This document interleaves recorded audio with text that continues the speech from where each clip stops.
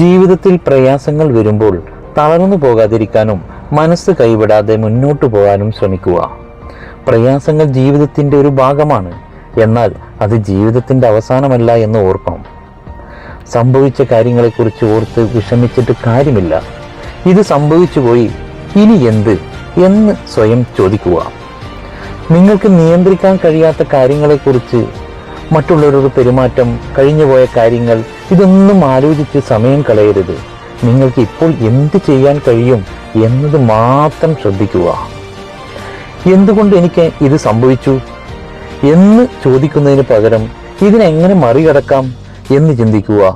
ഇത് മനസ്സിലാക്കി പരിഹാരങ്ങളിലേക്ക് നമ്മൾ എത്തിപ്പെടാൻ നമുക്ക് കഴിയും. എത്ര ഇരുട്ടാണെങ്കിലും അതിനൊരു വെളുപ്പാൻ കാലമുണ്ടാവും. ഇപ്പോഴുള്ള അവസ്ഥ ശാശ്വതമല്ല എന്ന് മനസ്സിനെ ഓർമ്മിപ്പിക്കുക.